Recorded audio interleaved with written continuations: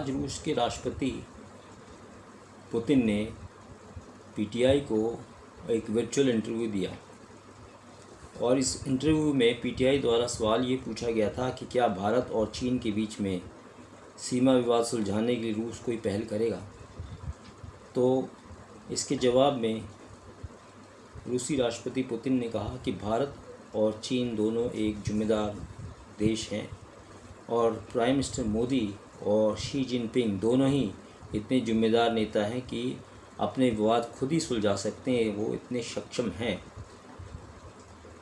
और ये भी कहा उन्होंने कि वो भारत के प्रधानमंत्री मोदी जी को अच्छी तरीके से जानते हैं और चीन के राष्ट्रपति शी जिनपिंग को भी बहुत अच्छी तरीके से जानते हैं और वो चाहते हैं कि दोनों देश के बीच में कोई तीसरी ताकत का दखल ना हो और दोनों देश मिलकर अपनी जो भी बातें हैं उनको सुधार सकें और किसी तीसरे देश की दखल इसमें नहीं होनी चाहिए। और उन्होंने ये उम्मीद भी जताई राष्ट्रपति पुतिन ने कि भारत और चीन किसी भी समाधान पर पहुंचने में सफल होंगे।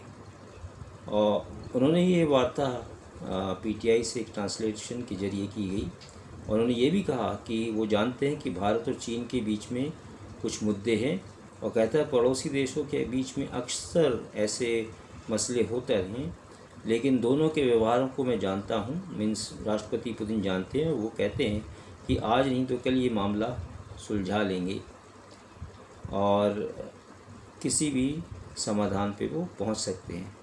और उन्होंने फिर इस बात को दोहराया कि कोई तीसरे देश की मध्यस्थता इसमें ज़रूरत नहीं है। और ये बयान आप सोचिए इस समय आया जबकि 20-21 जो अभी चल रहा है उसमें भी कुछ हरकत शुरू हुई है। 20 में गलवान वैली में जो कुछ हुआ, खूनी झड़प हुई, कुछ मौतें दोनों तरफ हुई, उसके बाद कई दौर की बातचीत भी हुई, लेकिन अभी भी पूरी तरह से जो डिसएंगेजमेंट है वो हुआ नहीं है।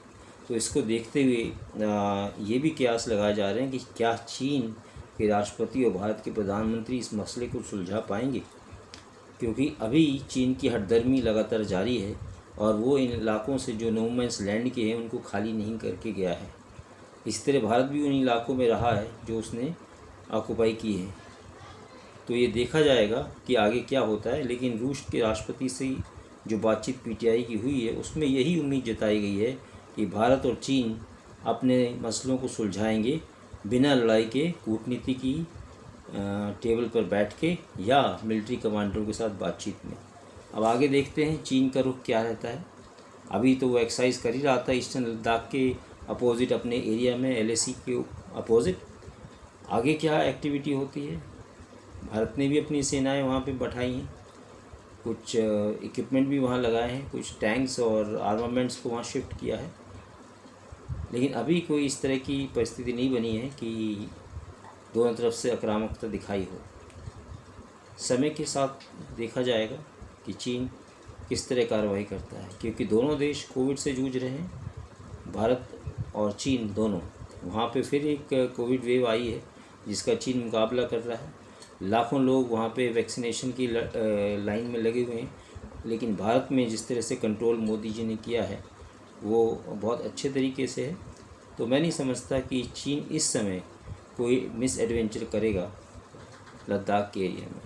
Thank you.